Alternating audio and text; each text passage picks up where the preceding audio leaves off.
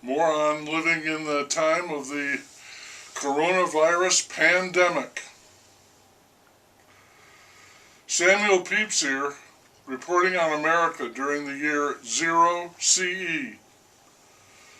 All along in this pandemic, I have been reading books and writing up pieces for some of them.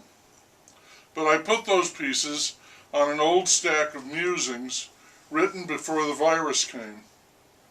Now I have finished another book, and I'm going to include it in the CoVid Chronicles because I think the book and the virus are quite intimately connected.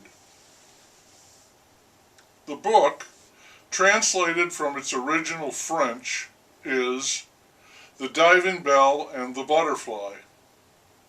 It is concerned with a 44-year-old man who suddenly suffers a stroke, a cerebrospinal disaster that destroys the function of his brainstem and leaves him in a coma for over a month.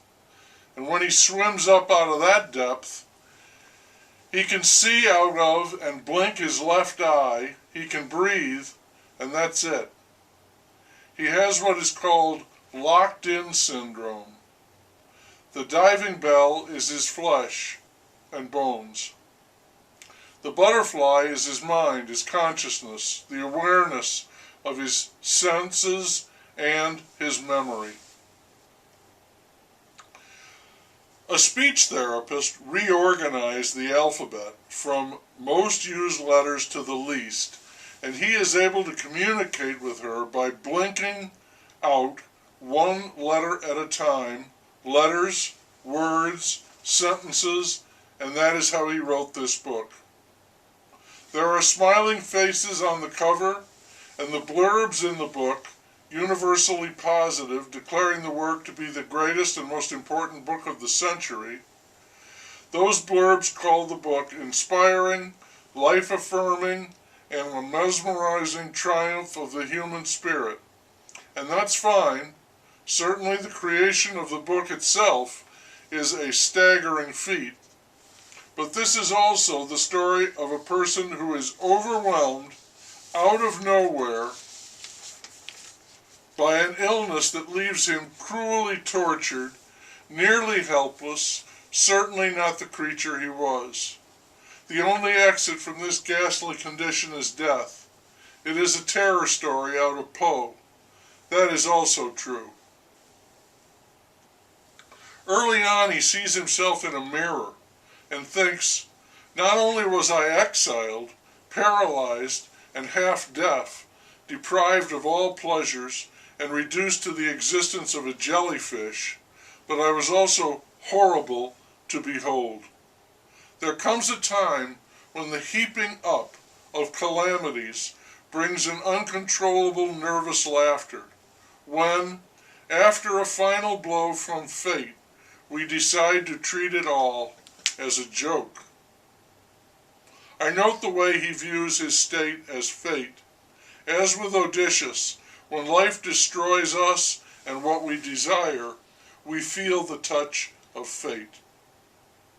He belongs in the hospital with a new community, the sick. He calls them those castaways on the shores of loneliness. My God. The inability to communicate with others is intensely painful to him, and he feels a tremendous exhilaration every time his blessed speech therapist appears.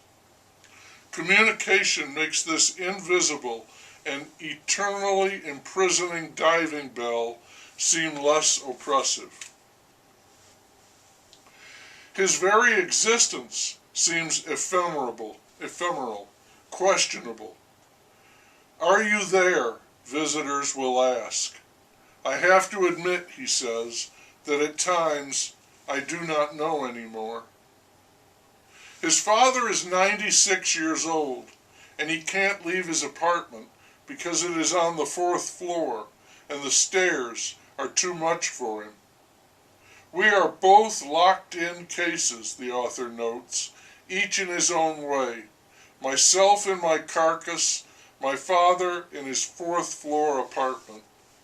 It is this feeling of being locked in, confined, imprisoned, that most reminded me of our current status as victims of the virus.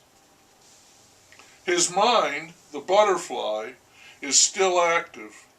I need to feel strongly, he says, to love and to admire, just as desperately as I need to breathe.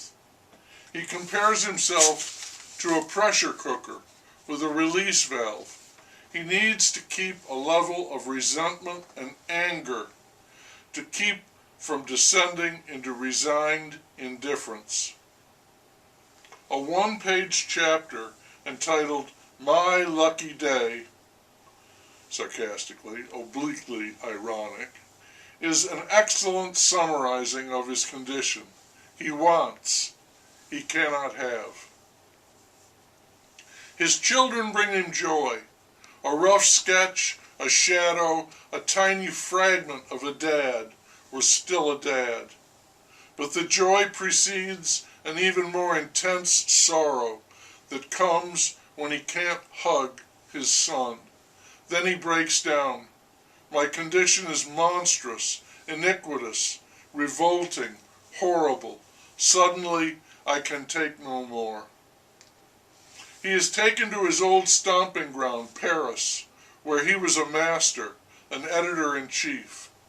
Here he realizes I am fading away, slowly but surely. In all of Paris, nothing was missing except me. I was elsewhere. And even more cruelly, Paris has written him off. Paris, that city, that monster with 100 mouths and 1,000 ears, that monster that knows nothing and says everything. Paris calls me a vegetable. All is not lost. People write him letters, some very touching, from people he barely knew. He wonders, does it take the harsh light of a disaster to show a person's true nature? Maybe it does, for both the letter writer and the one struck down by fate.